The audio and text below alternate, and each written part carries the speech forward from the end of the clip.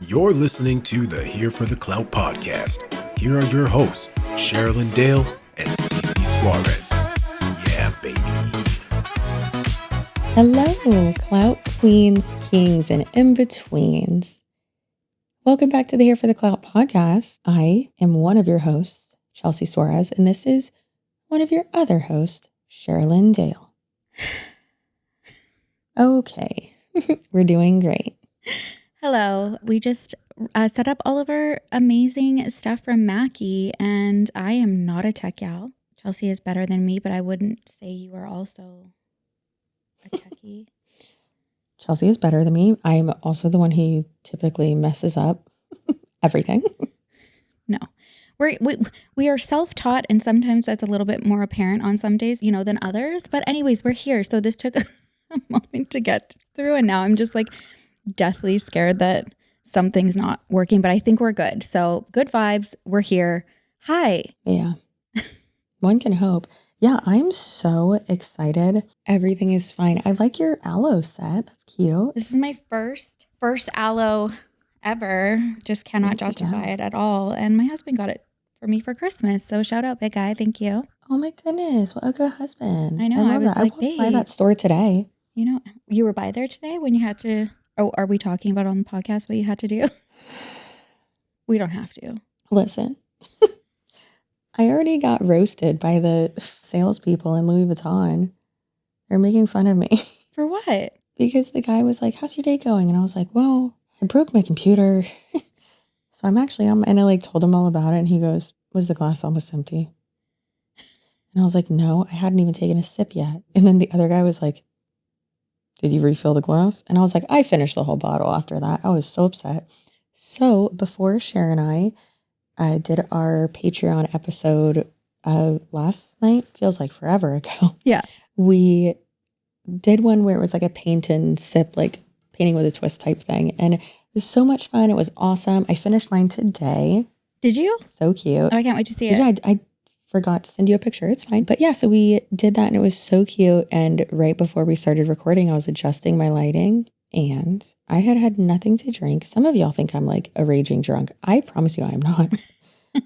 I promise. I tipped my glass a little bit. And by a little bit, I mean it spilled on my desk. And that glass of wine went right on into my very expensive computer. Yeah. And we're not telling Tony about that. So I would appreciate if no one told him that I had to go get a new one. So you just had to get, not just because that's like the expensive one, but you got like because with the new ones, it's cute because you get like the little base, but that's like where everything is. So like you didn't have to replace the monitor, just. Oh no, could you imagine how chaotic would I be if I had to also replace the monitor? So thank God I didn't have to do that. But also the good thing is that like going in to do it, actually like to pick it up, I don't know why I said that. I did go to pick it up. That like actually saved me money because when I went in, I was like, oh, I thought like this configuration that I put together would be available today for me to pick up. Like that's what it said.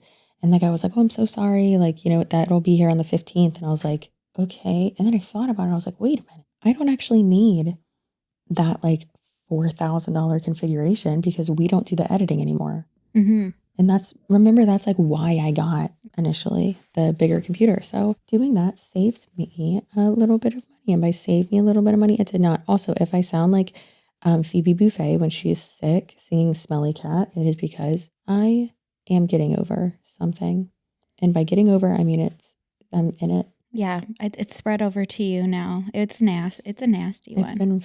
It's been really rough. We're getting through it, okay? We're good. And if I seem really jumpy and swatting things away, it's my daughter's cat, my oldest, Pookie. He's possessed, you guys. Like, he's trying to like crawl up the back here. I'm like trying to swat him away. Now he's coming. You can see him now. Can you see him? Yeah, he comes on the other one. He just comes out of nowhere. Oh so if you see him crawling up the back here, don't be alarmed. It's just Pookie, but he's notorious for like people being like really afraid of him. Or he's probably like a Siamese mix, right? He is, yeah. Yeah, we had a Siamese mix, but she was like a little bit more of like a longer. Oh my God, no, that looks just like Topaz, the Siamese cat we had.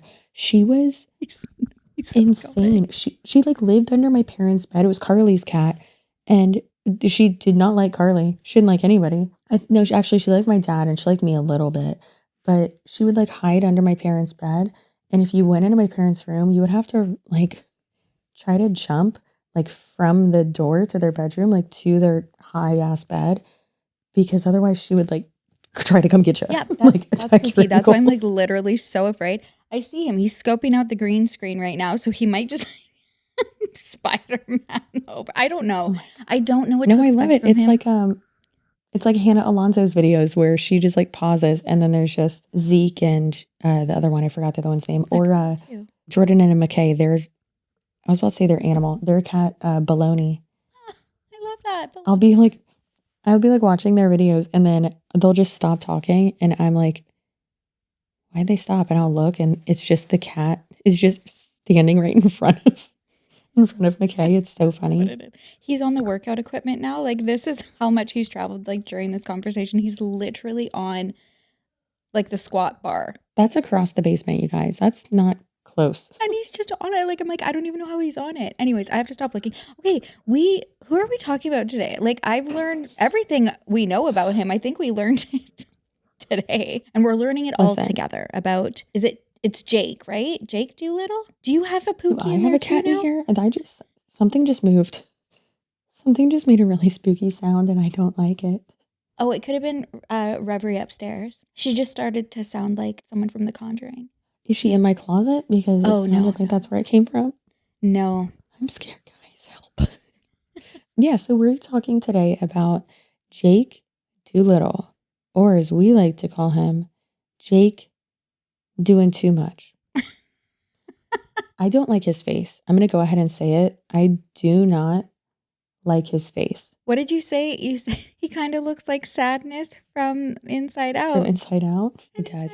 Or he's easy to draw. Let me just say that. Oh, he would be like a caricature for sure. For sure. I don't think he has like a mean or anything like appearance to him. I'm actually surprised. Like he's like such a little crotch goblin. Turd. Yeah. Yeah, I'm not a fan in everything that I've seen. I just keep thinking like how have you gotten this far?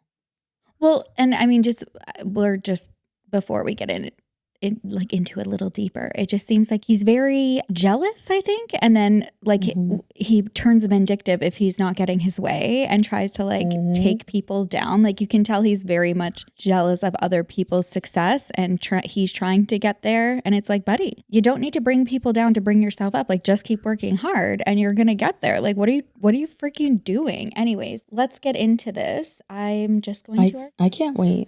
The first thing I see on my message thread to you is a photo of Chelsea. This first photo in the thing, he does look just like Sadness. That is hilarious. But the first photo was of the close-up of my carpet, which was hilarious. Okay. Oh yeah. Sherilyn put me down as we were FaceTiming so we could try to like put together our setup from Mackie, which thank you so much to them for sending it to us. Thank you. Are so grateful. When we got the boxes, I was like, girl, did you get yours? I was fine without Christmas. Like this was the greatest thing that's ever happened. And we haven't even like touched everything in the box yet. Girl, I'm spooked. It's amazing. Yes, thank you. We'll leave the link down below for all of your audio and recording needs. Check out Mackie. Yes, please do. And we will also put the like specifically what we have to in there. That's really smart. And then if y'all want to, do some disco ball, that you need to do it. Come on, be cool. Babe, it took us to this point. I will do it though. I do love it. We'll get there. It's okay. I'm gonna get there. This is my first. You need to go take a nap. This is my first half an hour with it set up. But yes, I love it. Yes. Okay. So we'll have all that linked down below, and let's get into Sadness from Inside Out. So Jake Dolittle, you've probably heard about him regarding his nonprofit donations and basically just like the like headline of him blackmailing YouTubers because they didn't donate to him. Donate to his nonprofit. What? It's fucking weird. That's a great way to make sure that no one ever donates to you. That's a great way to make sure that before your foundation even like freaking had an opportunity to go anywhere, you destroyed it. And for what? Mm-hmm. And that, you know what? That's coming from somebody who has also like started a foundation, and I get it. It's so much of it is basically like you like investing into trying to like get advertising for it, to get sponsors, like a lot of like your own time and money and effort. And it's like, that's just something that you undertake if you wanted to like try to help people. And I don't know, the audacity of expecting and getting mad, like if you can't get donors, it's like, at least just like shut down, or like then funnel people to like something similar that might have already been like heavy, like more established. It's so entitled though. Like that's the best way to put it, is that it's so entitled. Yeah. Because just, could you fucking imagine, like most of y'all know like what my husband does for work. Like he's in charge of like the charities and nonprofits and their events and stuff for the sheriff's office. And could you imagine if he's like trying to get donors and sponsors for their like fishing tournament, and people who he like know has the money, and like businesses that he know has the money and the funds to donate and participate, if they didn't and he like went after them? Like what the fuck? No, it's so fucking weird. We have like a little bit of a little breakdown here, because I did see somebody in the comments and they had a great point, and I think a lot of people liked it. We'll give you guys a little bit of a synopsis prior, a little bit of an introduction as to who I guess he is, and then watch some examples so that we're all on the same page, because we're kind of learning about this all at the same time. Yes. So Jake Dolittle is a commentary YouTuber. He is a white boy, and he has been, from what he says himself, he's been sick for like his entire life and chronically ill. I don't know too much about like his diagnoses and stuff, so I'm just going to say that broad term. But we're going to get into that a little bit more in a moment. But with this topic, we want to start with like a few of the little like scandals and then get further into like his entire career. So he is a commentary YouTuber who has basically, from what a lot of people are saying, like ruined his career pretty quickly. By himself, yes. Getting a second chance and then just like ruining it again. Boy, you're the problem. Yeah.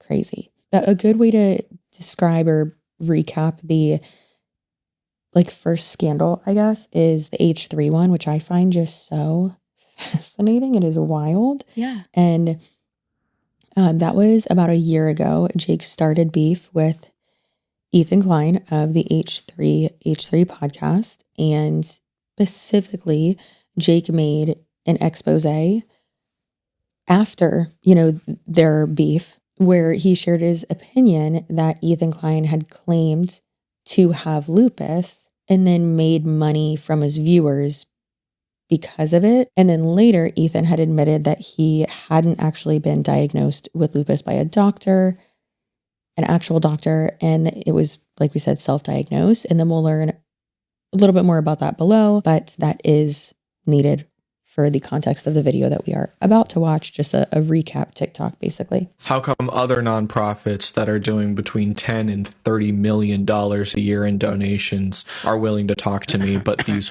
fucking YouTubers cannot give $500 in a one-time payment out of their, I don't know, 50 grand that they're making a month? I've never seen anything like it.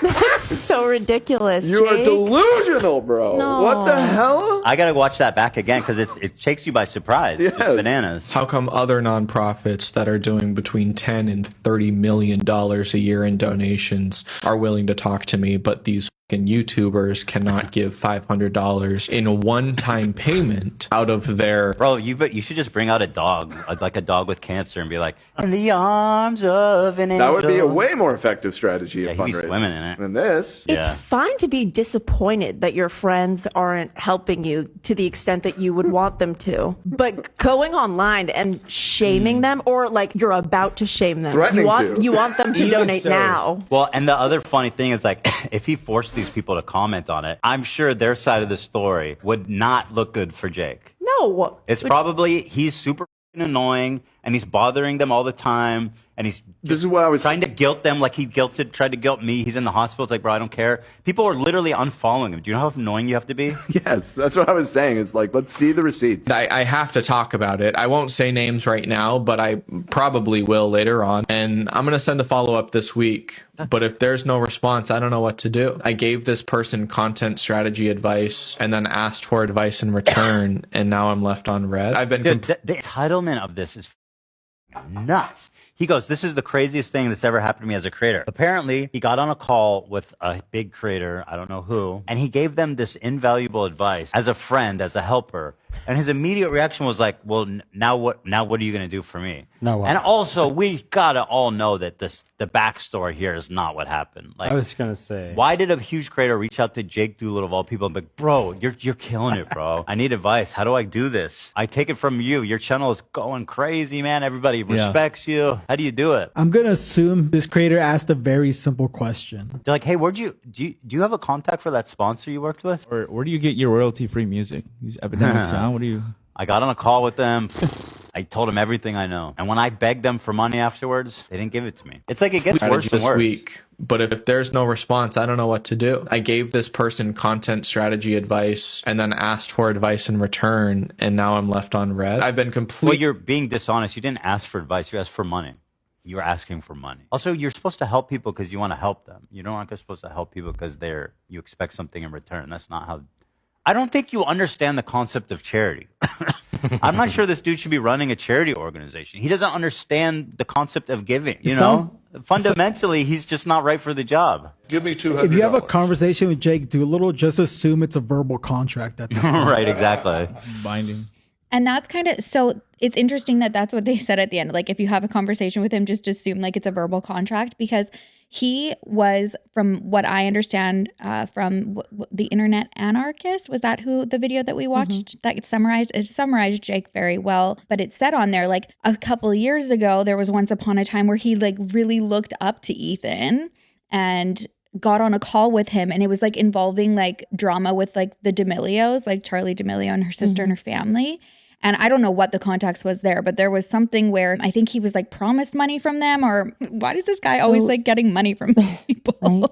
So he took pictures of them, and like he like has multiple videos on his channel of like him working with like Justin Bieber or working with Charlie D'Amelio or whatever. And I guess he took pictures for the D'Amelios, and his pictures were then used in a book or something. Like, they were published like by the D'Amelios, and he's like, hey, that's like, those are my pictures I took, like, and I'm not being compensated. Like, that's not right. And I agree, that's not right. And also, though, like, why don't you have a contract in place or things like that? I don't know. But he, I guess, had talked to H3 about it, called in, whatever. And so Ethan had even said, like, okay, hey, you know what? Stay on the line. I'm going to send you $500 for it, like, on not like behalf of them, but like because they didn't. And then from there, it was so cringy. He was like, oh, instead of that, like, keep the money. How about you just like look at my resume instead? And they were like, okay, we're still going to pay you, but sure, like, you can send that over and whatever. And he had even said that he, you know, looked up to Ethan, and, you know, he was a big fan of them and of like the entire like podcast and the production and stuff. And I think that's valid as a creator himself. You know, like, okay, you might not like Ethan, you might not like, you know, the H3 podcast or their audience and fan base and all that stuff. Like, that's valid, whatever. But I think liking, or at least being able to like appreciate okay, they went from being like YouTubers to now having like this big, you know, podcast that is, you know, mainstream, like arguably like mainstream, and gets like that recognition, which is really nice. But yeah, so then he didn't, I guess. Yeah, he was expecting to like response. get something out of it, get hired, or like be like a part of it, and it didn't happen. And then he goes and turns around and tries to do this like expose on Ethan about lying about an illness that he had. And then Ethan explains in there like that he kind of like had got test results, self-diagnosed, like based on those. And then when he actually went to like get it, it was wrong. But he said that the money that he had earned through that thing wasn't even going for him. Like, he doesn't need to like fundraise money for himself for medical care. he was doing it for other people because he had like now thought he had this like connection with people who had lupus and wanting to do something. And then Jake takes it, spin it, whatever. So that's like how that crumbled. And that's where I think it's like he obviously is like a hater. Like he's just like a natural born hater, can't support anybody. And if he can't get something from you, like, fuck you, I'm taking you down. So it's the like perpetual like butthurt syndrome where people are giving money to other nonprofits and not his, or it also comes down to, like we saw in multiple other videos and comments, of other people's channels are growing and not his. And even meanwhile, I watched a few of his videos and I'm just sitting there like, how does he have over 200,000 followers? Like, but then I was like, okay, maybe his videos aren't supposed to be funny. Maybe they're just supposed to be like facts, commentary, that's it. But then like, it does seem like he's trying to crack multiple jokes in his videos. And I'm just like, this is giving deaf noodles. Like there's like nothing there. And that sounds mean. Listen, it's fine if he's not my cup of tea and like I have different, tastes, I guess. But listen, these taste buds are pretty good. Most bland word. But like I even watched a Danny Gonzalez video, and y'all know I love me some Danny Gonzalez. I am Greg. Just call me Greg. And I love him and he's so funny. And I am not joking. There's one video that Danny Gonzalez did about Candy Ken. When I tell you, it was when I had COVID. I watched this one, like the first time I ever had COVID. I watched this one. I was on the couch and I was just so fucking depressed. I had such bad body aches when I had COVID and I was like crying all the time. I was pregnant and didn't know it. And then I had a miscarriage after, which sucked. But hey, I got a baby, so it's fine. 2 years later. But I was just so miserable. And I watched this video.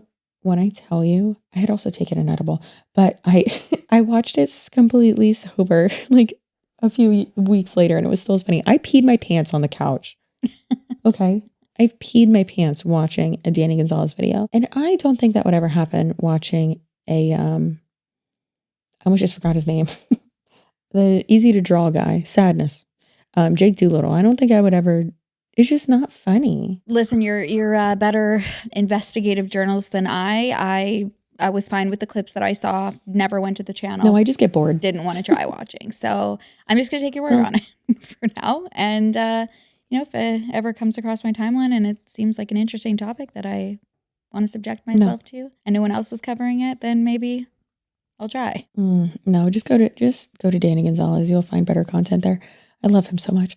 Anyways, it really does give that I don't even want to say jealous. So are you of the mindset that envy is worse than jealousy? I don't know. I feel like they're the same. So I always thought that too. And then I heard our girl Holly Madison, and she was talking on Girls Next Level once and she's like, no, she's like, I can say like, I'm jealous of someone, but like, yeah, like, cause I want that for me, but I'm also really happy for you. Like I can be jealous of you and like proud of you and happy for you too, but like also acknowledge like, I want that for me too. And then she was like, no, but then envy, she's like, envy sounds like deeper and like evil and like you don't want that person, like it's spiteful. And I was like, oh, that's a good way to put that. Yeah, that makes sense. Yeah, cause I can say like, oh my God, I'm so jealous. Like that's awesome. Like congrats, blah, blah.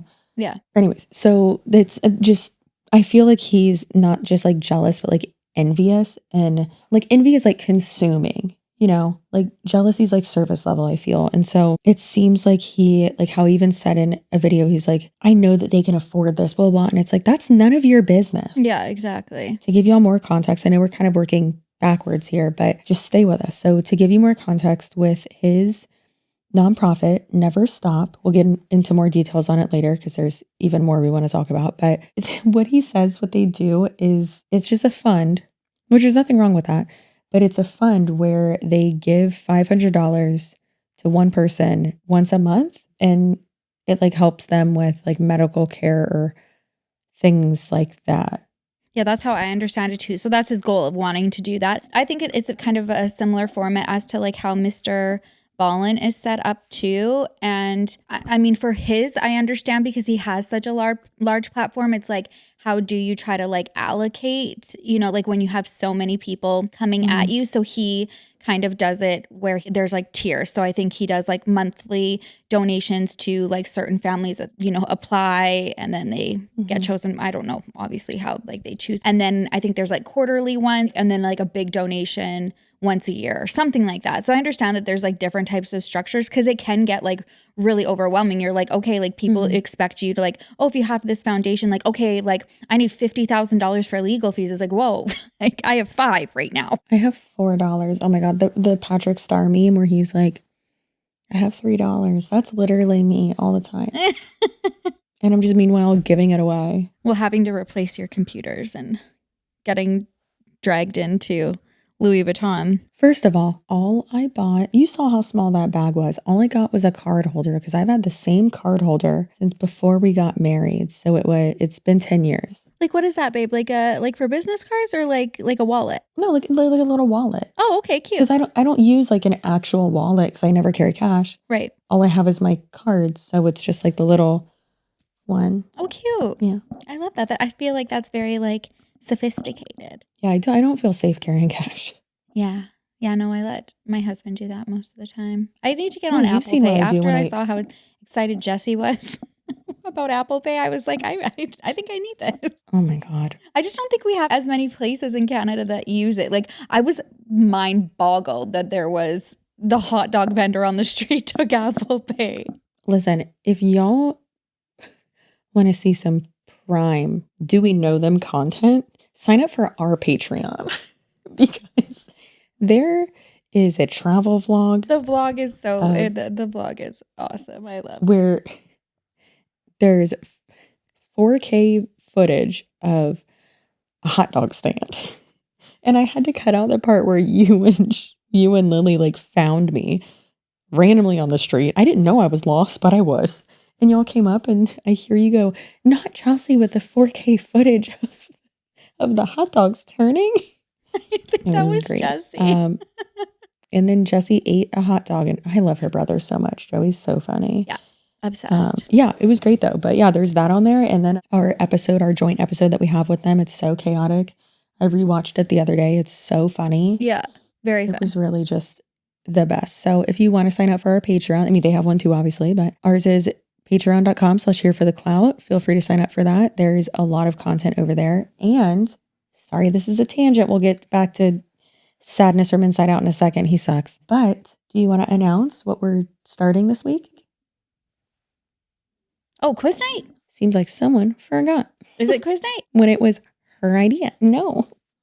I don't know. All right, team meeting. We'll be back in a second.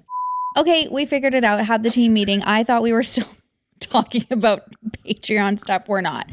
We are now doing 2 episodes a week. So that's the announcement that I missed. It's crazy because you're the one who suggested that and have been suggesting that for months. And now we have help. We have the help that we need. It's because it's literally physically, as much as we've been wanting to do it, it's just literally physically impossible to do it for here and then our own channels. So we are finally. It is hard. I talked to our manager about it today too, and she is very excited. She also would like to thank all of us for bringing Ash Trevino into her life.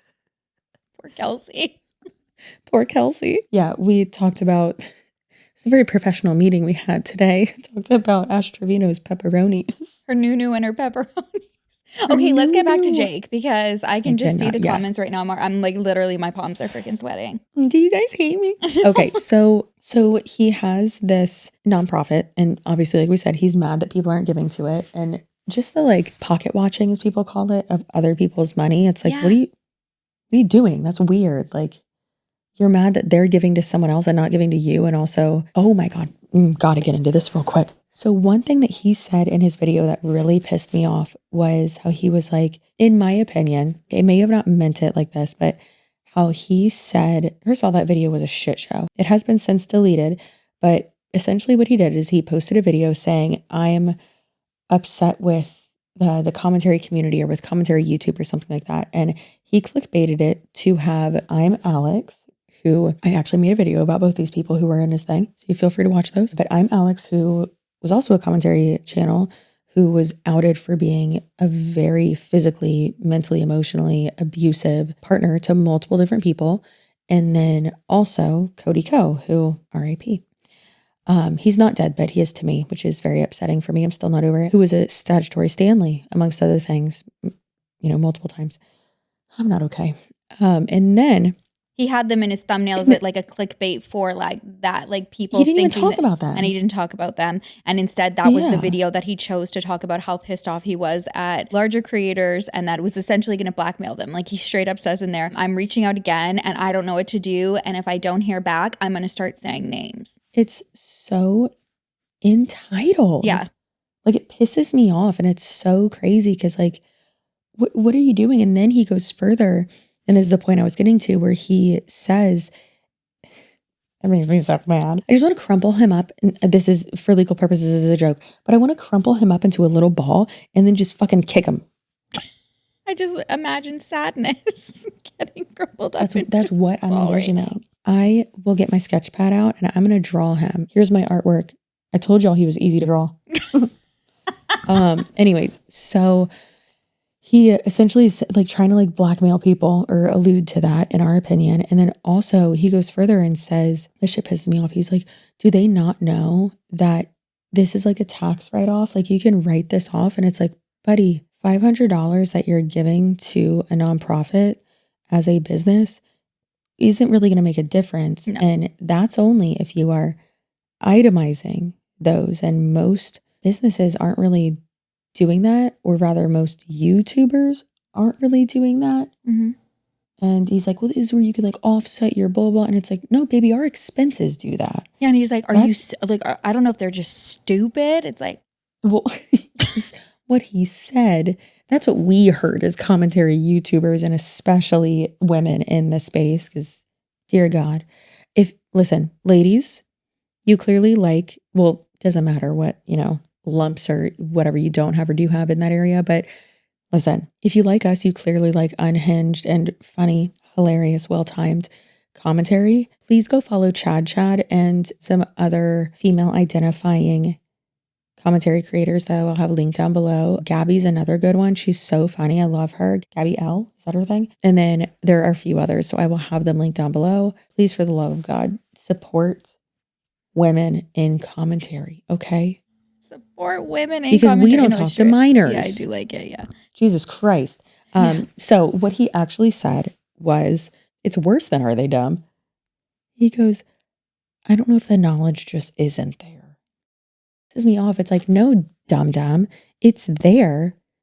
They just don't want to give to you. Like move on. Get mad at someone for not giving to one, like your nonprofit. Like they probably give to others. Or guess what? Yeah, we might make fucking $10,000 in 1 month. But then guess what? We have multiple employees to pay. We have multiple bills to pay and family members to support and households to support. And then also, sometimes we're idiots, like certain YouTubers, and we spill things on our expensive equipment. And then we have to drop multiple thousands of dollars in one day. Or we have to pay for our childcare or, other stuff. Like, stop. Yeah, it goes down to I can't stand how I don't know. I see it more now than ever where people just get butthurt if you don't allocate or spend your money the way they think you should. It's no different than somebody sharing a GoFundMe and having like or like whatever, like an impression of somebody about how much money that they have and being like, why are you sharing? Like, why don't you give? And it's like, hey, who's to say that I haven't already done something? Or you know what I mean? Yeah. Like anyways, I can't. I hate that shit. And that's like, I don't share GoFundMes and stuff like that because dear God, I have so many people in my inbox asking me for money every day. And it's so uncomfortable and so inappropriate. So just imagine if someone that you are on like a DM back and forth basis with messages you and is like, hey, can you donate $500 to this? And it's like, what? Like, who are you? I'm sorry. Yeah. Anyways, Kelly has a timeline with receipts for us, like going back to like how he even, because we all have questions of how he's even gotten here. So she says at age 3, according to Jake, he was bit by a tick, claims he became very sick afterwards. Doctors struggled to diagnose and treat him. And his mom claims they went broke trying to figure out what was wrong with him and how they could make him better. So I think like that is obviously like what he ties into with wanting to give back for anybody else who is specifically in a situation like this where they don't know like what the cause is. I think he said like, I think it was like 9 years or something like that in one of those clips that I saw, that he was like bedridden, and I think like even like at one point like couldn't walk and stuff. That's kind of like where all of this started. So she says May 14th, 2015, Jake creates his first YouTube account. It's called @TickJake. God damn it, not again. Chelsea. Let me just be clear. People are going to be mad at me that I just said, or that I laughed when you said Jake was bit by a tick. Let me be clear. The notes don't say that. The notes is just a bullet point that says bit by tick, period. That's why I was laughing. If you have medical issues and you haven't been, like you're unable to get diagnosed with something, it is so frustrating. I understand that. I completely get it. Yeah. As someone who's been diagnosed with autism fucking clearly, right? In their 30s, like, I completely understand, and it's so frustrating. However, just the note that says bit by tick, period, and then @TickJake, arguably hilarious. So I'm sorry, keep going with the timeline. It was, yeah, the bullet point was great. Okay, so then he starts his YouTube, and then I guess there's currently just one video on there of him dancing at Dance World on that account, which was posted November 27th, 2016. And then July 2015, his first YouTube video was posted on his mother's YouTube page. And Jake nominates his dance teacher for a scholarship because 5 years ago, when he transferred to a new studio, this dance teacher was very kind to him and the other kids at the dance studio. That's arguably adorable, though. Like, these seem like endearing. And he also, at this point, I believe, never mind. He hadn't had all the like knee surgeries and stuff. This guy has had reportedly like 10 knee surgeries. Yeah, he said it in that one video.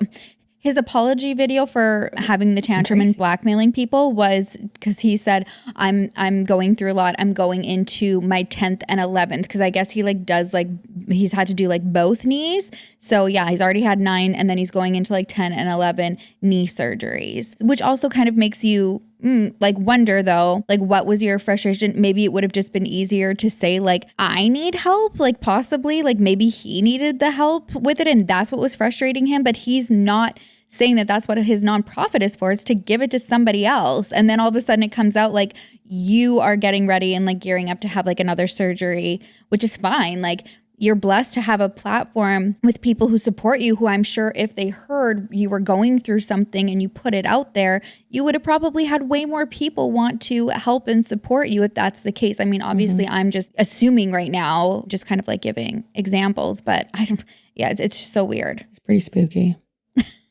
Okay, next, what do we have here? February 11, 2016, he's wanting people on his Facebook to subscribe to his YouTube. Then he shares a little call to action. What? A little call to action. A little call to action, yes. And then February 12th, he posts a GoFundMe. And I think this, God damn it, Chelsea, what are we laughing about now? Do you see it? No, Do you see it? What? Go back to the call to action asset. Tick. Why? I don't know. Why? And that's his. That's on there. Okay. Go off, King. Okay, then he has his GoFundMe. Okay, so he started sharing his GoFundMe campaign. Oh, there's a link here. Is it still up? Let's see. It is. Ooh. What's it say now? So it says, Jake Dolittle search for a cure. There was $2,990 raised by 62 donors. The goal was $2,500. So almost $3,000. He said, hey, I'm Jake. I've been sick for most of my life. If you know me or my mom, you probably know I've been diagnosed by a lot of doctors with a lot of things. Lyme disease, autoimmune. He goes on to, a lot. Mm-hmm. And then also just needing a good shrink. See, I think he's got like some, decent potential for, I don't know where it's gone wrong with Jake. With quirkiness, I guess. Nothing's been able to fix it. Okay, there's a lot, you guys. So, okay, the GoFundMe's still up. I was just curious. Being like wronged, maybe. I don't know. And I get if you're probably like, if you've been through that in life, just like kind of Sucks, yeah. Yeah. Like you just having no answers and like going through, you would kind of like sit there and be like, what was me? I guess not. And then I don't mean that in a negative way.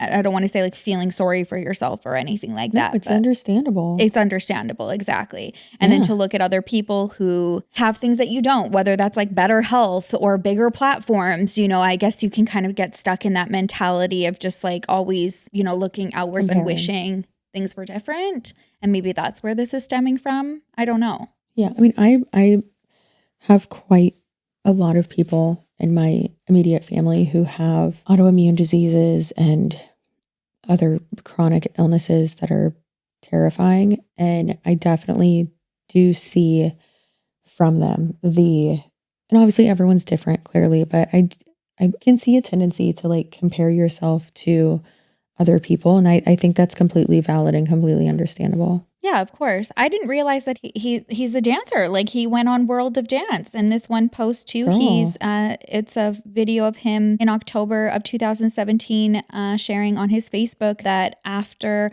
almost 11 months of not dancing, he's back. And this would have been after 4 knee surgeries and 2 menisces removals. Sherilyn, the doctor. Menisci? Yeah. Like meniscus? There we go. I have no idea. I just sounded real smart though. Nor do I. It's whatever. Who knows? Not us. I'm sure he knows though. Jake, tell us. Jake, what is it? But yeah, he says, I'm very excited to say I'm back. It looks like you're back. That's great. Good for you. Don't mind me with my $5 Target wine. Girl, $5 a bottle. Isn't that like that should be illegal? That should be illegal. Oh, yeah, there is a video here, babe, in 2020 where he is exploring NYC with the pals featuring Danny Gonzalez and Curtis I know, I watched Connor. it. You watched it? I like skimmed through it and I was like, okay, is he actually friends with them? Okay, so it seems like in February 2020, he picked up more steam. He posted on his second YouTube channel, and then that video got 12,000 views, which is pretty good if there was only like 2 videos on there. I wonder if by that point, would Danny Gonzalez have had like a pretty decent following by then? In 2020? Yeah. Absolutely. Yeah. Oh, okay. So then I'm sure that contributed to that. Think about it. In 2020, that was when I had COVID, right? Oh, yeah. Yeah. Okay. Or no, that was 2021. But Danny, the videos I was watching of his were like a year old and he already had so many subscribers. Okay, so that probably makes a lot of sense. Just for anybody watching being like, oh, second video, like that, no. Like you will still be at like 2 viewers for a while. Unless you make a video with somebody established. So in the last 4 years, Jake Dolittle has gained popularity on YouTube and has amassed 280,000 subscribers, but also been involved in controversies, as we know. It sounds like with him questioning Ethan with his diagnosis, this guy has also been questioned with his Lyme disease. Are you reading the Reddit post? I haven't got there yet. I'm just clicking on it now. I wonder if Ethan has anything to do with this one, because this is like an H3 Reddit. So that's the official, but the H3 Productions Reddit. And I believe one of the moderators is one of the employees, I think. Yeah, I mean, he goes on there quite a bit. I don't think he's in charge of it though. Okay. So in this Reddit, it says, if no one else will, I'll be direct and call Jake Dolittle's health issues what they really are, blatant misinformation. So then there's just kind of like a little subtext here that says, I'm not saying he doesn't have any chronic medical condition he struggles with, simply that chronic Lyme is absolutely a myth, and I am providing proof of that, and that Jake saw a doctor who has been disciplined numerous times for suspected child abuse of his patients for treatment and diagnosis of chronic Lyme. So it's saying that the podcast linked below, Jake provides examples of the symptoms that he's experienced after a tick bite. While untreated Lyme infection, which is a bacteria, can cause complications, none of the symptoms he discusses are suggestive of that, per the Cleveland Clinic. So they're saying he describes having difficulties feeling like he's walking on knives on his feet, curling toes, throwing up when reading books. Chronic Lyme disease is distinct from post-treatment Lyme disease syndrome, which does not exist. Although there have been numerous studies, there is no evidence to suggest the symptoms of chronic Lyme are associated with any persistent infection and are often better explained by illnesses such as chronic fatigue and fibromyalgia. That's really interesting. Jake received diagnosis of and treatment for chronic Lyme from an extremely controversial Maine doctor who was disciplined twice by the Maine Medical Examining Board for using long-term antibiotic therapy on young children. He's basically considered a quack, if not dangerous, as well as appearing to have ties to Scientology. Awesome. That's all we needed to know right there. God. Jake either doesn't know or attempts to lie about the doctor he saw's reputation on the podcast clip that they're referencing in this Reddit clip to make him, and by extension his diagnosis, appear more credible. More information in this article, which also links court cases. Wow, that is very interesting. Well, and that's wild, but also where it says long-term antibiotic therapy on young children, have y'all seen they've gone pretty viral, but these TikTok videos of people saying like, I was on this one antibiotic and I took it like twice or like 2 doses of it. And now I'm in a wheelchair and now like I can't walk and I need 24. Girl, it's crazy. It is so crazy. I'll send it to you so you can watch it later too. I had a common urinary tract infection. I went to the doctor to get an antibiotic treatment, which left me hospitalized. Prior to me getting sick, I was very healthy. I worked out 7 days a week. I had a full-time job. And then in April 2021, I got a UTI and my doctor prescribed me an antibiotic treatment. A UTI is a urinary tract infection where you have bacteria in your bladder. My doctor prescribed me Cipro. And I said, I think that this is a very strong antibiotic, and you told me that I had a very low bacteria count. Like killing a fly with a machine gun instead of a fly swatter. I specifically asked, is there anything I need to know before taking this antibiotic? The doctor's response was that no, there was nothing I needed to be aware. I took the antibiotic, 3 pills in, I couldn't walk. I started having pains all over my body. My vision actually changed in this time. I had problems swallowing. I just knew something was really wrong. And so I went to the emergency room. I said, I took an antibiotic. I don't think that has anything to do with it, but I cannot walk. And the doctor looked at me and said, were you taking Cipro? So I panicked. And I said, yes, I'm taking Cipro. And he said, have you ever heard of a black box warning before? And I said, no, what is that? And that's the moment I found out what a black box warning was. A black box warning is a label put on medications from the FDA. That's the Food and Drug Administration. They issue the black box warning label, which is the strongest label possible on any medication. And they are usually for medications that have severe or life-threatening side effects. The first black box warning came out in 2008, then another one in 2011, and then again in 13. In 16, I took a Cipro all the way in 2021, and yet no one seemed to understand this, even though the FDA had been issuing these warnings consistently for many years. I started deteriorating pretty rapidly. I was noticing a new symptom, tremors. The nerve pain was ridiculous, just constant nerve pain. My whole body started stiffening up to the point where I could barely even sit down. Within 5 months, I was on hospice. That's how fast this progressed. My own doctor said that they were unaware of how to treat this, so all that they could do was treat my symptoms. When I first went in for my UTI, I didn't think anything of it. I was just going to take some antibiotics and be on my way and go back to my normal life. I had no idea that taking an antibiotic was going to be like a bomb going off in my body. And as for my life now, my life is flipped upside down. I can't even take care of myself. I'm on palliative care.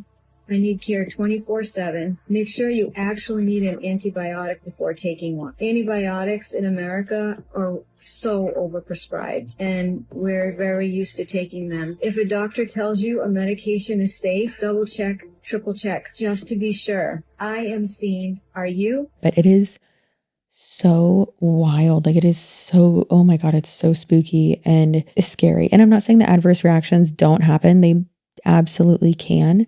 And that's so crazy. But one thing I do want to say as well is to play devil's advocate is that when you have been like searching for an explanation or a diagnosis, like for these certain symptoms that you've been having, so that you can not even just start like a treatment plan, but just feel validated, like that can be so frustrating and such a hard like journey to go on. And that goes as well for Ethan of age 3, thinking like, okay, like look at all of these symptoms. Like I might have lupus. I was fucking convinced that I had fucking Lyme disease. I think I told you that. It was probably like 5-ish years ago. And I was like, I'm having all these weird symptoms. Like I'm not feeling good. And like every single box was checked. And I went to the doctor and I couldn't get in to see my normal doctor who literally would have been like, sure, we'll test you. But the nurse practitioner that I saw was such a see you next Tuesday and was like, oh, you know, that's really rare. And like testing for it's like really time consuming and expensive. And again, you're not paying for it. I am. Yeah. Like time consuming for who? Yeah. A nurse is going to do it. You're not going to do it. Like just do it.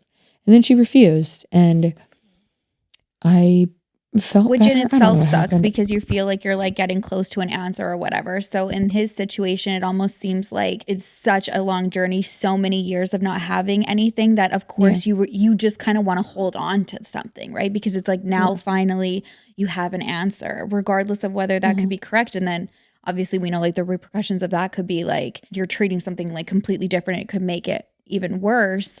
But in his mind, I can just imagine like how he would want to and like have a blind eye to maybe and this doctor. And if you've watched House, you know that that can happen. Treating the wrong thing can make the one thing worse.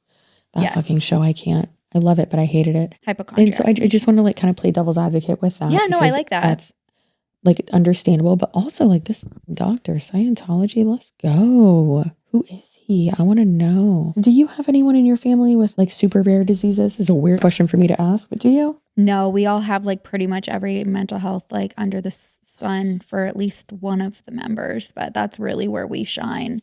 I love that. I fit into this family more than y'all could ever know. So in mine, everyone has like some weird ass disease. Like Ash, the oldest sibling, has like, it's fine now, but we always joke that like he got the Magic Johnson treatment because like none of the blood in his body is his own. Oh. Because when he was like a fucking infant, he had like a blood disorder and they had to do like so many blood transfusions. It's very vague and weird, and I have a lot of questions about it. And I also am not going to get answers. But then my sister has, pay attention, dermatomyositis, and it is an autoimmune and muscle deteriorating disease. And she was not supposed to be able to have children. And she has 2 perfect, beautiful little humans. Yep. Who are amazing. One of them does have spinal muscular atrophy. However, he'll tell you what's what. Wow. I can't believe I just said that on the podcast. I like don't really talk about it, but he's so amazing. Oh my God, I love him so much. We've spoken about that. Like when we were in Atlanta about him, I didn't realize that like, just like, it's not like, I mean, I guess that's kind of like very like stupid of me to just assume like, if you got like one disease in the family, like you're all going to have the same one, but like to have like different ones. Like a different rare diseases within like the same nuclear family of like my family. Yeah, it's fucking weird. It's very weird, yeah. And then Julian had something fucking weird too. And then they always joke like, no, Chelsea didn't have any like mental illnesses or like physical illnesses. All of hers are in her brain. I just have autism. Yeah, but so I understand like being and obviously like I'm adjacent to it. Like like autism and ADHD and all that and depression, but then the like physical aspects, like that type of illness and having these like rare diseases. Like my sister was not diagnosed for years and I just like hardly remember it. And it was so like, I remember sitting outside my sister's room and it was me and Julian and I asked him, I was like, why are we sitting here? And he's like, well, because I'm afraid that like Carly won't come back from the doctor. Like he was convinced she was going to die. Like it was, I mean, she probably should have. It was crazy. She should not, like, it's wild. It was so horrible. And then like Anderson, like he's amazing. He's so crazy. And that is why when I was pregnant with Bean, I got, every single genetic testing done because I was like, hey, bitch, that's the genetic testing for spinal muscular atrophy. Like, I need to have that done. And when they called me and told me I was a carrier, I was freaking the fuck out. But thank God, Tony's not full white. He's got some Cuban and Dominican in him. Well, a good amount. And if you are not white, you have less of a chance of being a carrier for spinal muscular atrophy. Oh. And so thank God Tony was not. So our kids won't have it. But Interesting. holy shit, that was scary. Yeah, I know it's always scary when you get like the call back and you could be like, oh, there's a bubble here in the brain. It could be like a tumor. And then it's just literally like amniotic fluid. And you're just like, it is. Okay, yeah, it's not. cool. It's so spooky. Yeah, the stress Girl, of us. I tell you, the more and more I think about it, I think I'm going to be one and done. Just see how it unfolds, babe. He vomited again, all over Tony tonight. Yeah. It's harder. It is harder to have that argument. So I'm pretty sure Tony's like, I'm fucking done. It's like right on filming nights also. And he's just like, awesome. See you later. And the worst part is that I said, because he was, that like fussiness. And then he goes, why is he so fussy? And then being like burped, the, you throw up burp. Yeah. And I said, Tony, I think he's about to throw up. And he goes, okay, well, get him somewhere. And I said, bitch, I was laying down on the couch. I couldn't get up that fast. I'm a lump. I'm one with the couch. And I was like, okay, well, take him. And I like kind of not pushed, but like, teleported him to Tony. Literally, I'm pretty sure it was like on Tony's face. I felt so bad. No. So of course I took Bean. I took like the stuff he'd thrown up on. Tony's literally like on all fours. Trying not still in to his work clothes. So. And when I like undressed me and Bean, because it was all over all of us, I like walk past him, take him upstairs. It's still all over him. Oh, okay. I'm going to throw up myself. I can't. I'm just picturing. Same. He still did the green machine all over the carpet, all over the couch. Like that man still cleaned it all up. He's amazing. He deserves a night in the swing for sure. Yes, he does, babe. You know who doesn't? Jake Dolittle. Yeah. So I think this is like a tricky, like a touchy subject when it comes to diagnoses and people like possibly have been being duped. But of course, two things can be true at once. So like we always want to acknowledge that and the nuance that really goes into like every topic that we cover. So please keep that in mind. Mm-hmm. We both have our own mental diagnoses. We are very feral and unwell ourselves. It's why we're obsessed with each other. A few of the reasons, and are around other chronically ill people too. So we do just want to acknowledge that. Yes. Like clearly the guy's fucking sick. We don't want to, And that's not the goal here. I'm curious, and as we're like unfolding more, but I think there's like a really good, point here of him. The hypocrisy. Yes, the hypocrisy of it all, of being like, okay, so what it's like to like go through something like this, and then maybe not have the right answers. And I don't even know if he knows that like they're like it could potentially be something different with him, and then make this expose and accuse Ethan of lying. It's like, first of all, however, he came out on his own to be like, I self-diagnosed myself. That's how you got the information for your expose. It's just so funny. So the second controversy here is Jake put out a video, an expose, if you will, accusing Ethan Klein of the H3 podcast, who he had previously called into and been on there and even said he was a big fan of and all that. So he accused Ethan Klein in this video of lying about having lupus. However, Ethan, even in that video, never even said like, I have been diagnosed with this. It was literally being, I don't want to say a hypochondriac, because he was literally going through it and being like, oh, I have XYZ symptoms. I'm pretty sure he even said he went to like WebMD or like ChatGPT or something like that. Like, he's literally and if you have watched like multiple, episodes, seasons, whatever of the podcast, like you understand that like that's what Ethan does. Something comes up and then he's like, well, let's go over this. They're like literally checking off boxes. Yeah. And I've gone through like seasons, if you will, and as all of us do, of like, oh, I watch like every video from this podcast or, for like 3 months straight. And then I haven't watched, I used to watch almost every video from H3 and then I haven't watched one of theirs in forever. And, same with a bunch of them. Jake Dolittle did nothing wrong. JK, he did.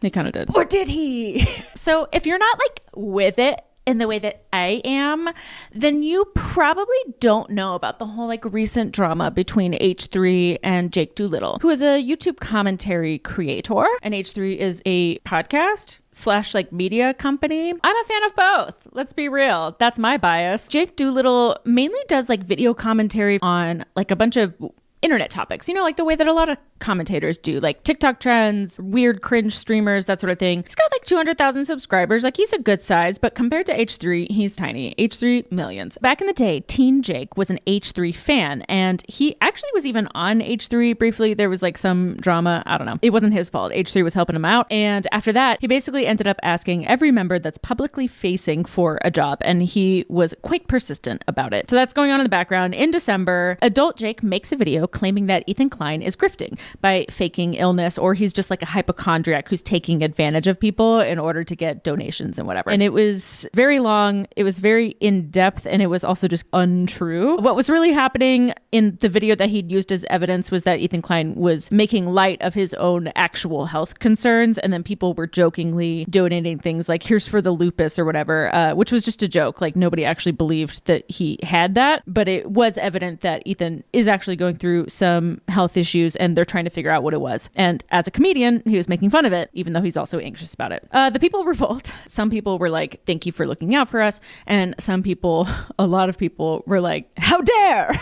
And I think people jumped on this one because it was a little bit hypocritical, right? So like on top of the misinformation that he provided in his video, it was hypocritical of somebody who suffers from chronic illness to go after somebody who potentially is suffering from some sort of either chronic illness or some other kind of illness.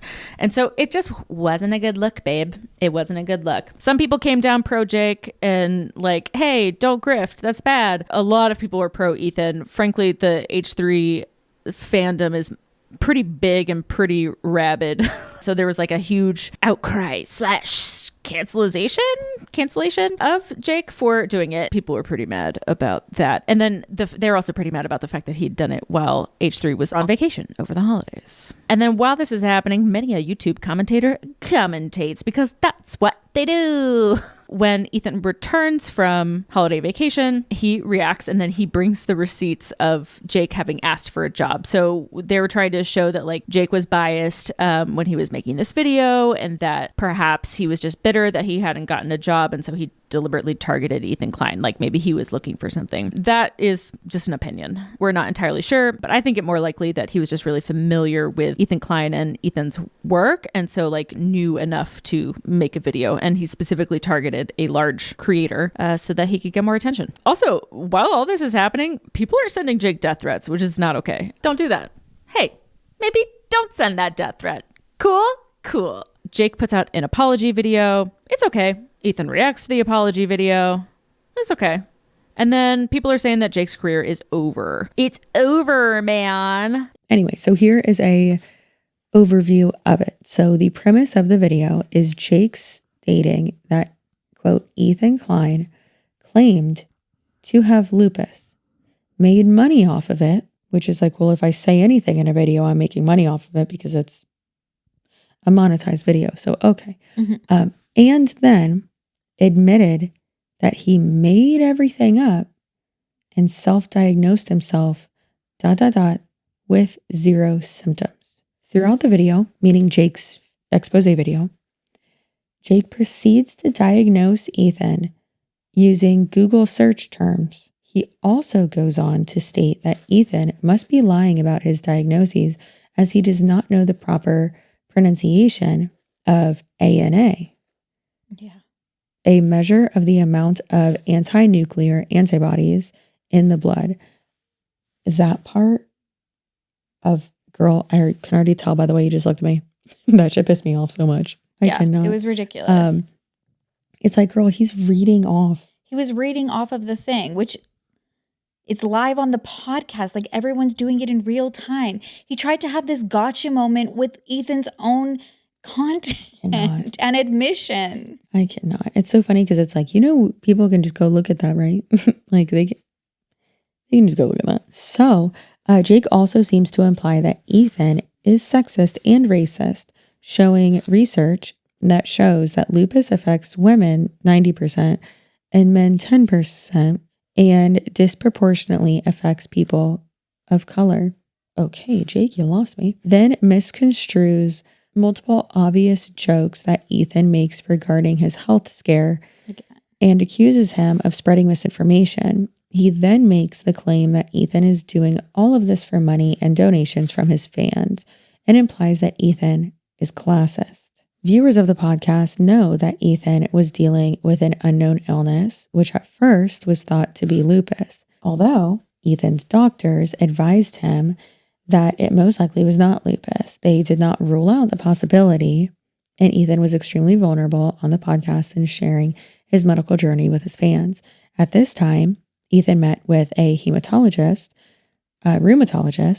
his primary care physician, and was doing weekly blood tests for months to find out what was going on.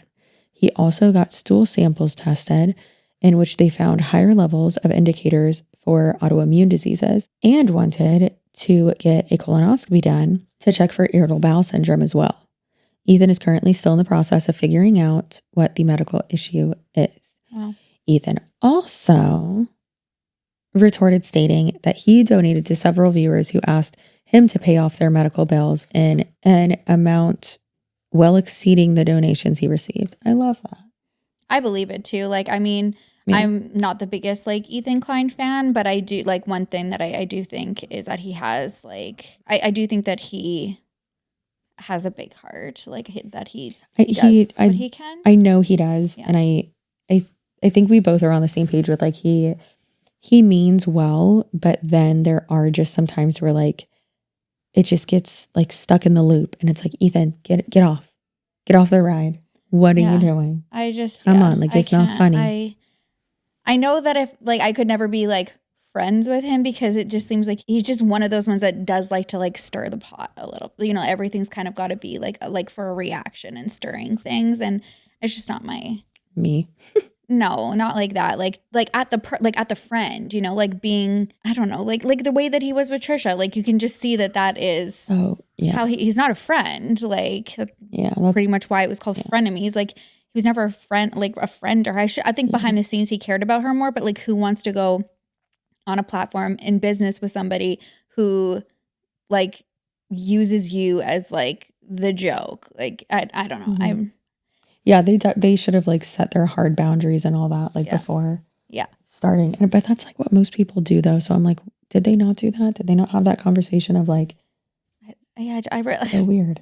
I really don't think so because it wasn't like a one-off. But anyways, yeah. And I mean, for him to even imply, like for Jake to even imply that Ethan was doing it for a cash grab, the whole video seems to just be reaching again for some sort of gotcha moment, and it never happened. He had no facts, no evidence to back anything up, and then basically it turns back and cancels him in the long run. And it also seems like, so in multiple videos and comment sections and things like that we watched and saw in, our additional research in this topic, we saw people saying like the H3 fandom, which arguably so, can be pretty crazy at times.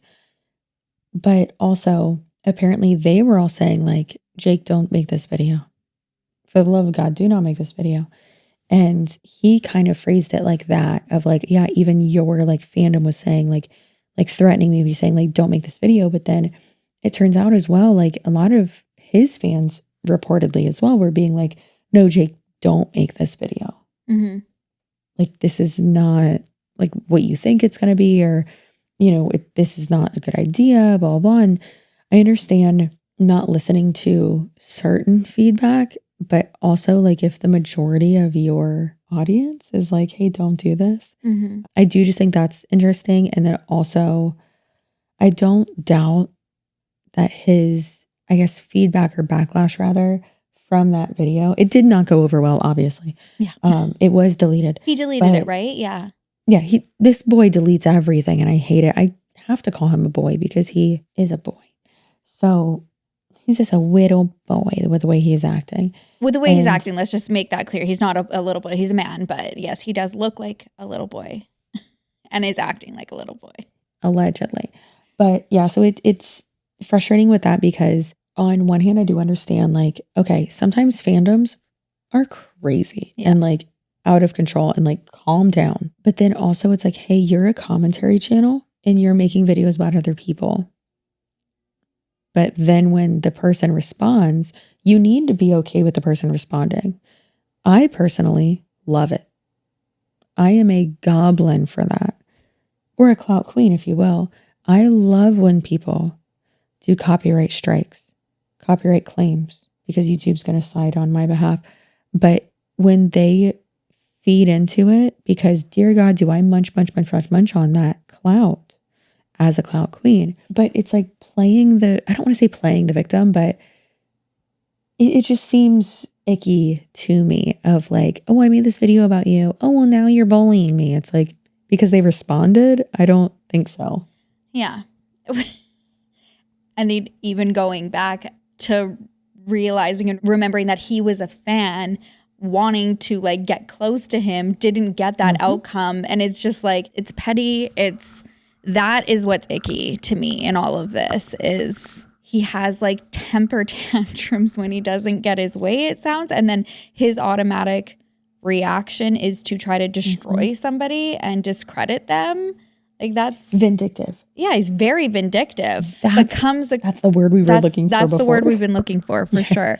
But he comes off, I can't even say that he comes off genuine because he doesn't. He's just really obviously vindictive.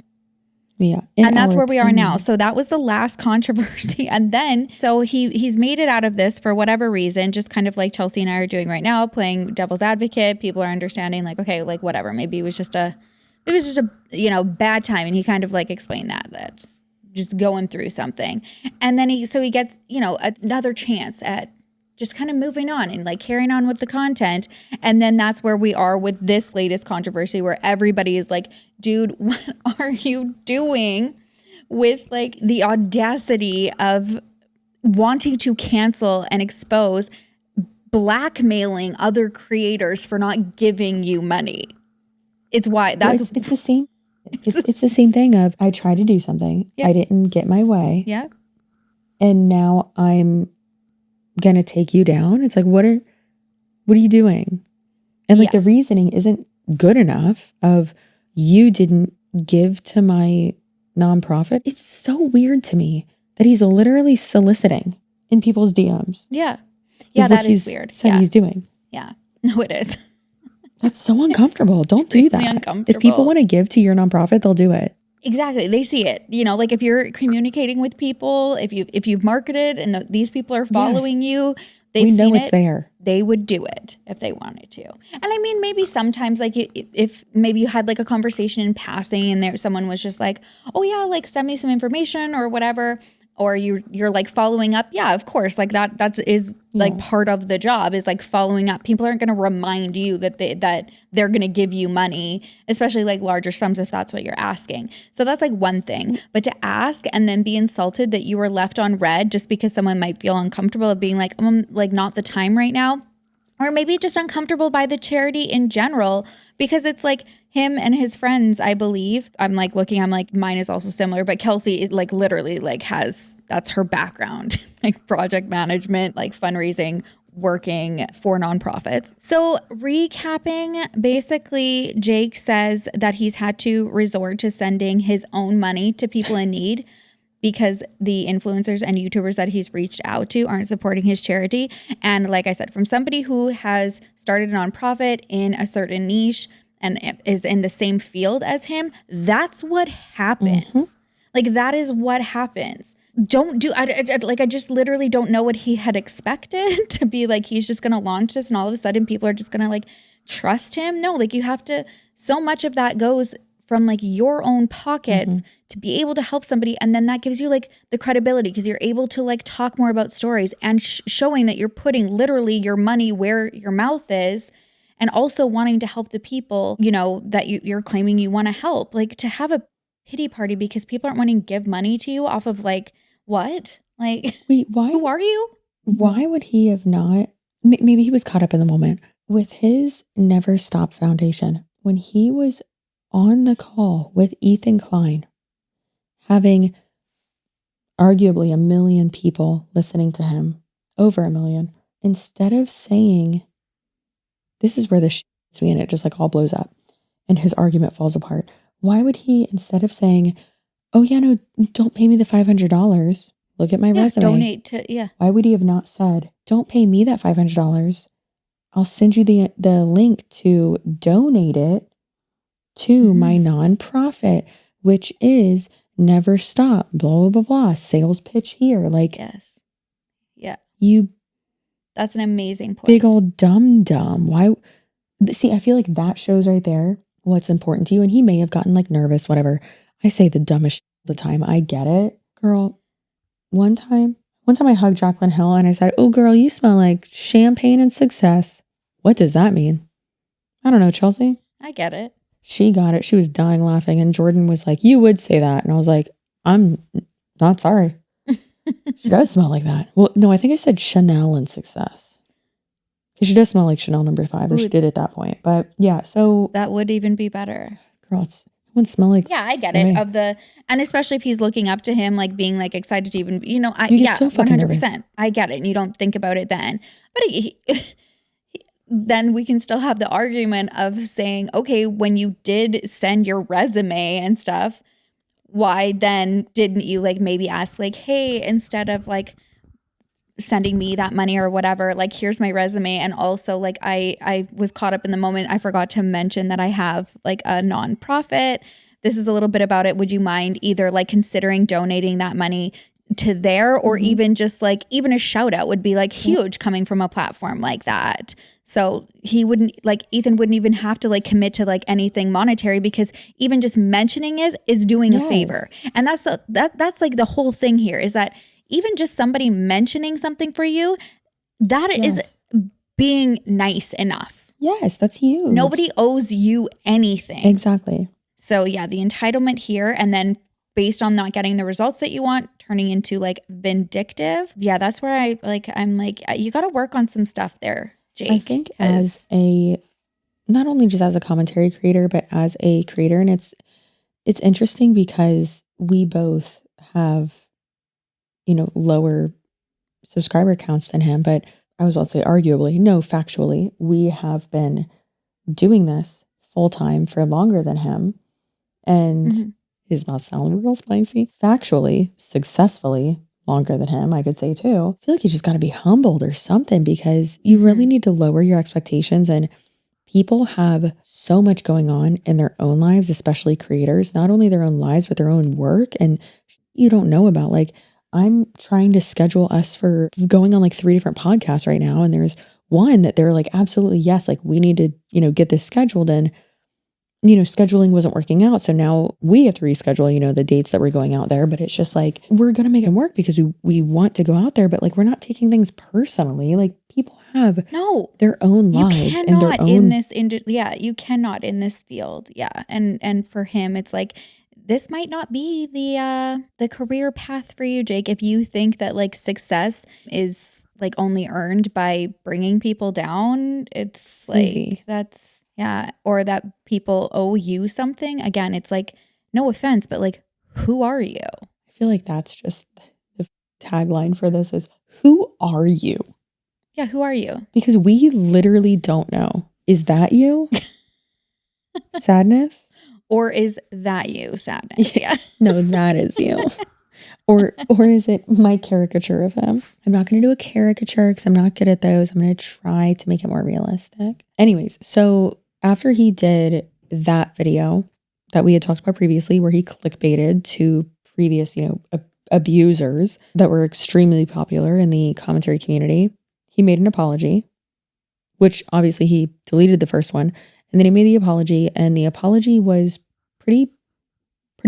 Personally, I don't think it was good. However, we do have a clip of it here, so go ahead and there you go, babe. Hello, everyone. My last video sucked. And the following live stream of me in the hospital trying to see what my audience thought of the video and if everybody hated me was also a really stupid decision. I want it to be known that that live stream was not a response to the videos made. At the time, there was one video made about me, and I went live against my fiance's wishes. She was texting me the entire time telling me to get off live, but I thought that I could explain what was going on while in the ER, in a lot of pain, and dealing with insurance. Okay, we are currently 39 seconds in, and there have been 3 excuses rapid fired at us. I was in the ER, in a lot of pain, and dealing with insurance.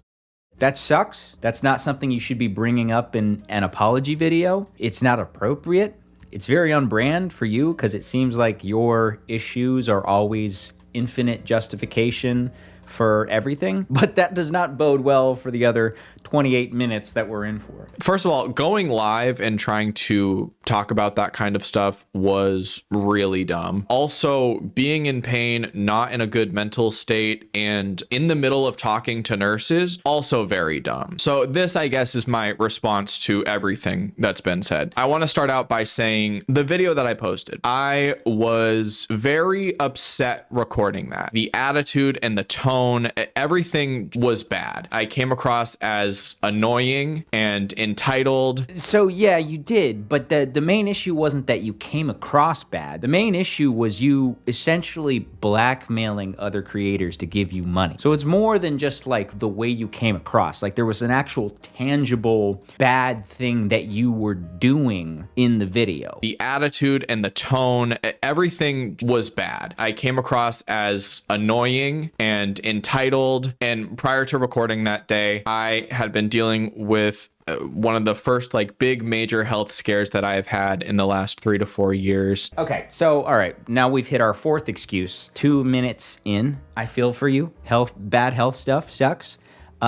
Not appropriate for you to bring up. You're just kind of like creating the inverse video of the first one that you created with the same root problem. The first one was, I deal with all this stuff and I'm trying to help people who deal with all this stuff. Therefore, I'm entitled to everyone's money.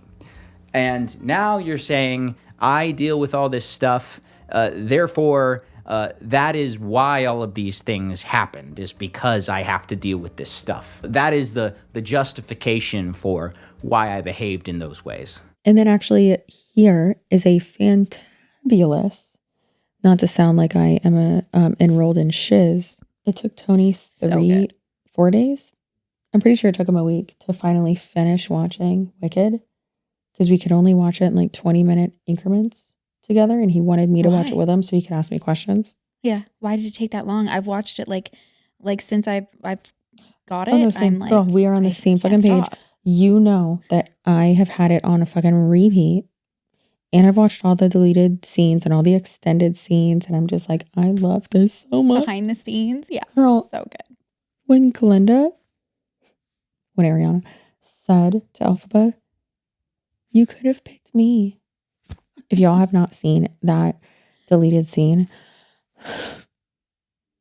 oh my God. I have to send you the video of when Oriana came home from the theater with my mom. I was really like sad that I was going to we had plans for me to take her.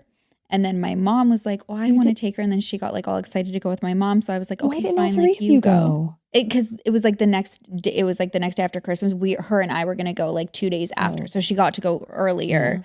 Yeah. And so I was like, understandable. Can't go with mom. But then she comes home and I was like so excited to like see her reaction. I was like, how was it? And she was like, it was good. And I could just tell like, because Oriana's just like so bubbly, positive, like happy. And I was like, wasn't? She's like, it was a bit sad. And then all of a sudden she just like covers her face, bawling. Which I was crying. She was like, they're pretty mean to Alphaba. And I was just like, oh my, she cried for most of the night on and off. Like she'd think about it or, you know, something would trigger her thinking about it. She sees a goat. Oh my God. She just kept crying sporadically throughout the night. And I was like, oh my God, my baby. Yeah. So it's also sad because now she doesn't want to watch it again. And I'm just like wanting to watch it 24/7. And she's like, she literally said to me, she's like, too soon. But you can tell her, you can be like, hey, but listen, part 2, like. I say that. Yeah, I'm like, we still have part 2. The ending. It's like, you got to wait till the very, very, very last second.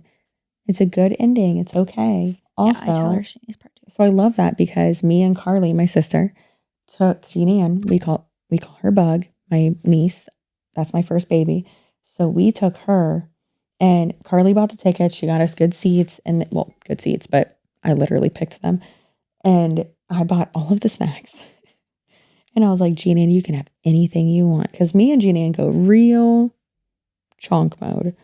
And Carly's just like, I don't know if you like need that. We can just get like, you know, like ices and, you know, popcorn. And I was like, no, Bug, what do you want, girlfriend? I got you. Let's do it. Yeah, literally. Oh my God. Literally the day before Christmas. Hey, do you want 75 other Lego sets? Because I'll buy you whatever you want. I love her so much. That is my first baby.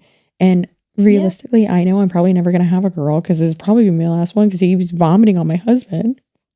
So I'm probably not going to have another kid. So this is my only time to have a girl is Jeannie Ann. But she's also not like super girly girl, which is hilarious. Yeah. She's like, I want to play with robots and a 3D printer and let's play Roblox.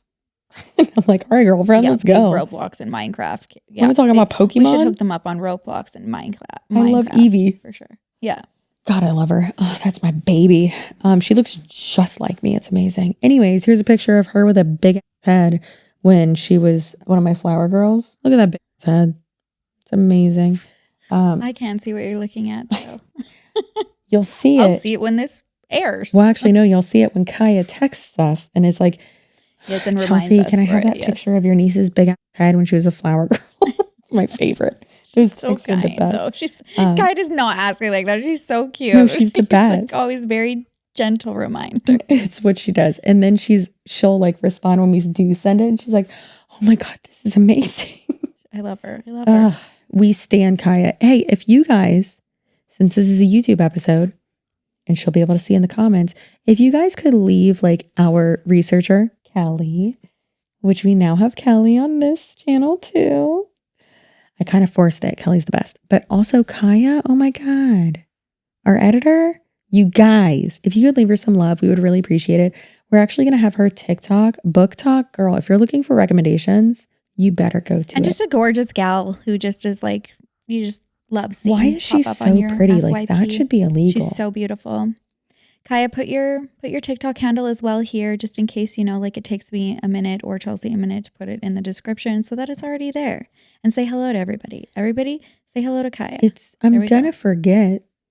People in the comments remind me, they're like, Chelsea, you forgot to link this. Okay, I'll do it today. I know. Me too. I'm like, I just rely on everybody else. Thank you guys. You guys are also contributors of allowing this to continue. Rebel without a cause. You're my boss, basically, because you will DM me on Patreon and be like, hey, Chelsea, you forgot to do this. Literally. And I'm like, okay, I'll do it right now.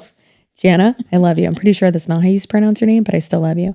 Anyway, so Jake made the crabby apology, and then we have like the whole finale of that, basically. At this point, there was nothing he could do nor say to make the situation better, so he decided to make it worse instead. A day after the original video, Jake went live from his phone and said that he was going to clarify the original video and address any concerns the viewers had. In reality, most of the stream was him talking about how bad his life was and how this was his 10th knee surgery. I'm about to schedule 2 more knee surgeries. It'll be like my 10th and 11th knee surgery. If the same thing was said by Jake from early 2023, he would have been showered with love and support from his community. Unfortunately, his own actions had destroyed any sympathy people had left for him.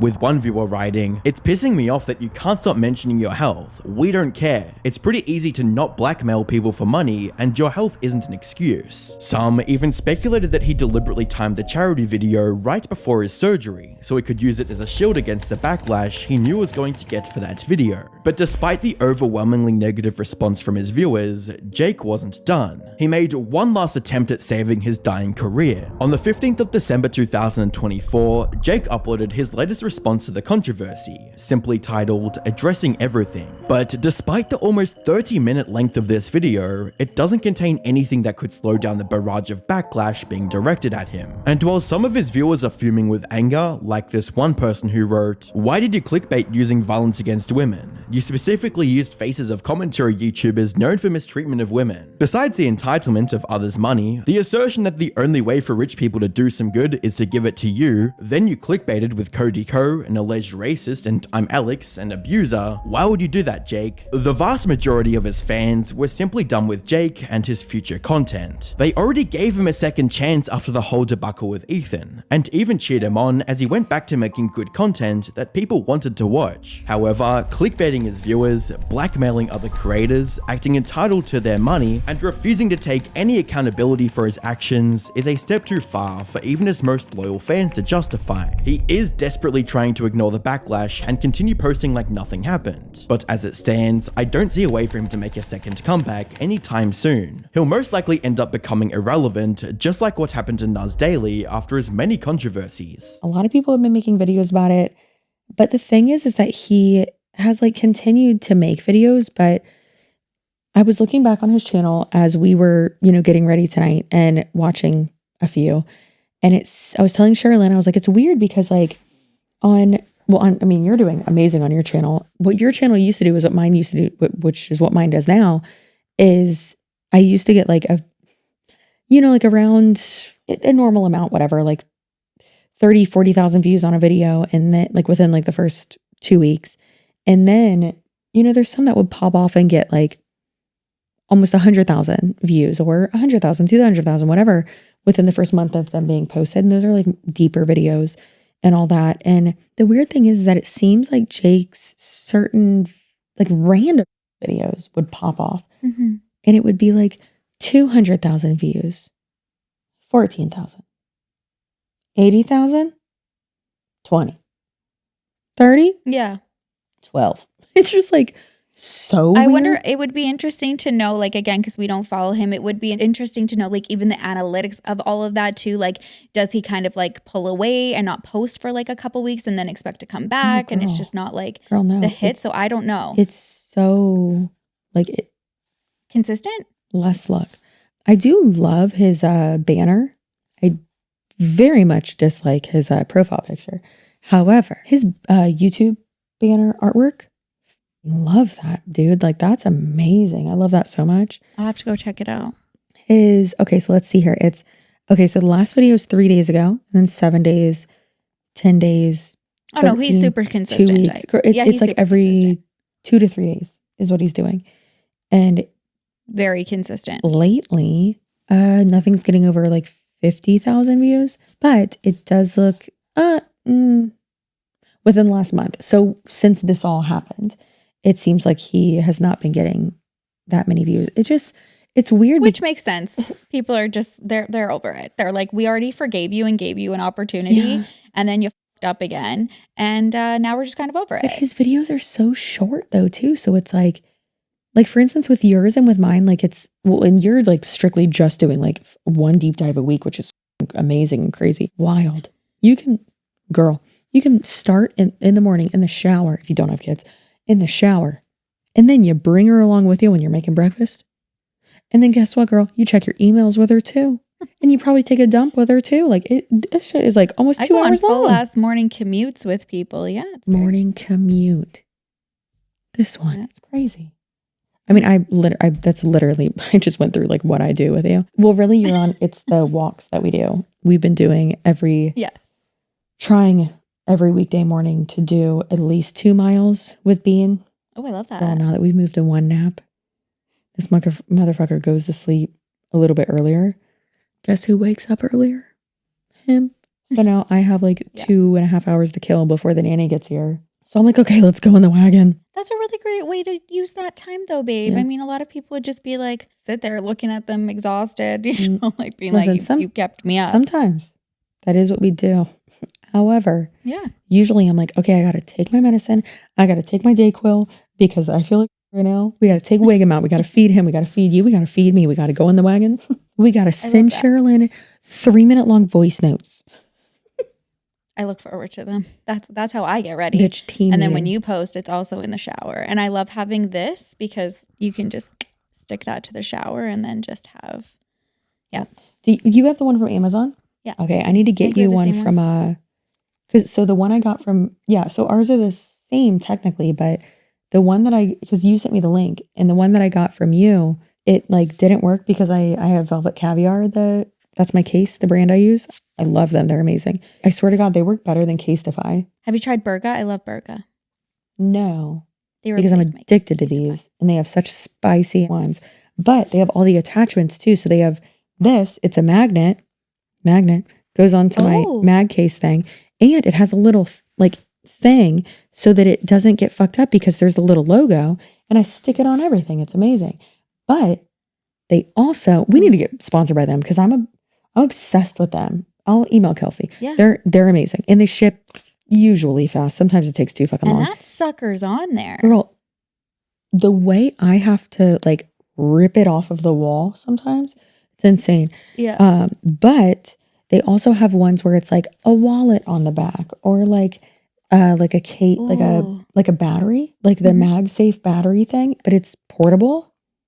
But all of like all of these things are magnetic, so I can just like switch it out, and I don't have to have it stuck to my phone all the time. Yeah, because that's what this, right? Like I'm committed. Well, no, I remember, and like it started to like peel off, and the last one I took nail glue and just glued it to the back of my phone case because it kept getting messed up because my Velvet Caviar little logo was right there, and I was like, well, I need to keep it because like Sherilyn has the same one, and I want to be cool. It's amazing. Yeah, to be able to like take it on and off. Yeah, because like once you do, it's like that's a choice. Yeah. Amy Kate or Rebel Without a Cause or Christy. Christy's like always the first one. She's like, I'm here, Clout Queens. I'm like, bitch, you're always here. She's amazing. Listen, one of y'all, still with the first ones, remind me, can you comment or text me or message me some of you have my number, but let me know to link these. Okay, well also message Kelsey to get Girl, their shit's so cute. They have like disco ball ones and like cowboy ones. Girl, the cowboy and disco ball aesthetic is like it. Yeah. Did you see it in Michael's? Do you mean right now? disco ball cowboy boot that I have behind my green screen right now? Yeah, like they have so much there. I was like, they were rolling it out at Christmas, and I was like, don't look, don't look. Like we are here for another mission. That's literally what happened. Yeah, so I got to me. go back. You just reminded me. Should you just come down for a weekend? I feel like listen, I know we're gonna see each other probably in like April, but because we were supposed to see each other in March, but then we have to do some rescheduling. Should you just come down here in February? For what? To shop at Michael's together? Yeah. I would love it. Yeah, let's see how the move goes. Oh yeah, I forgot about that. She sold her house. Mexico. I think he's also been texting his best friend Tony. Now he thinks Tony's his best friend to go to Mexico or something. It is so funny, you guys. If you are not on the Patreon, oh by the way, it's tangent time. Kaya, hit him with the tangent time logo. If you guys are not on the Patreon, you missed. I don't know if Brent made the cut, but he came in, scared all of her side characters, scared the shit out of me in the last Patreon episode, because I'd be painting and I'd look up and I'd just see someone in the doorway behind her. It was a show. And then it scared me because I'm looking at her and I'm like, what do you see that I don't? They're behind me, aren't they? So scary, so spooky. I love it. And he came in and he's like, I don't know what type of texter Tony is. Like, is it okay if I'm like double messaging him? And I was like, okay, hold on. And Sherilyn's like, no, don't do it. Too bad. I'm gone. I've already left the screen. You were. And so you left the screen. So I went up there and she's like, don't interrupt him. And I'm like, Sherilyn, you already know he's watching snake clogging videos. Here for the clog is what he's doing research for. And I go up there and I walk into his man cave and I turn and I look at the TV screen and I see that he's doing the pressure washing simulator video game that he loves. So, listen, there might be just a picture of Sherilyn's. You look so sad. No, my face is here because I have at least yeah, my your video, face is here, so you're I'm right. still here. I just can't talk. No, but the thing is that mine's recording you too. Well, hopefully that's the case. If not, if my audio's not here, this is why. No, remember we tested it. So we have a backup. I hope so. Well, if you're whispering, it's not going to work. I hope so. Oh my God. Just a louder whisper. Anyways, so Tony and Brent are, oh my God, it's the same thing that happened with us. Yeah. Brent's forcing a best friendship on Tony. And I went up there and Tony, I had told him, I was like, listen, I need you to check your DMs. Brent said that he's messaged you and he's nervous because he doesn't know if you're like okay with like double texting, double messaging, whatever, you know. And he goes, babe, he's messaged me 4 times and he sent me a picture and I haven't opened it yet. And because I'm nervous, I don't know what it is. It's probably like I told you, he'll see like now he'll see like things from like Florida that he just thinks that like, you know, will resonate with anybody who's ever heard of Florida and send it to him and you. Like that's just how he rolls. He likes friends. He likes to be in contact and he loves to share a good meme. Anyways, so someone would like join us. He says hello. Hi, he's a Clout King. This is Wiggum, if you do not know who this is. Oh my God, Where's Vinny? Oh, he's with your husband. Pookie! Oh, see? There, I knew he was going to make an appearance. Well, he made one earlier when he came out. Oh yeah, he's like on the side of the track. Okay, Pookie, no. No. Pookie, no. He's like Pookie. literally, God, he scares me. Oh my God. So, hey, we love you. Go over to our Patreon. Tomorrow we will be doing a bonus episode, extended episode, whatever, talking about, I don't know. Listen, it's going to be real feral over there. I'm going to be, ooh, I got some tea to share with y'all. Ooh. About that one YouTuber who I don't like. I got some tea from someone, reportedly, allegedly, I don't know. Anyways, that's crazy. So if you want to know all that, go to the Clout Queen tier of our Patreon. Patreon.com/Here for the Clout. Love you so much. Thank you. We're trying to be on a billboard this year. That'd be super cool. Anyways, so Wiggum says bye. Sherilyn says bye. Chelsea says bye. And oh God, we wanted to look at God damn it. We forgot the best part of this video. What? The comments. We'll do it in the bonus episode. Let me just do one that was really funny. Jake's the personification of, actually. Yes. That's him. That's sadness. I think that's exactly what we've been trying to articulate this whole video. That's sadness. Your skin looks so good. It's probably oil. So when people are like, Chelsea, you're glowing, I'm like, I'm sweating. Well, anyways, so we love you so much. Subscribe. Go to the Patreon. Check that out. We love you. Send Wiggum some love. There's probably a cat behind this lady. Tell Pookie what's up. Say that Pookie looks fire. And always remember to stay delusional, stay feral. Damn the man. And save the empire. Damn the man! Save the empire! Goodbye. Goodbye.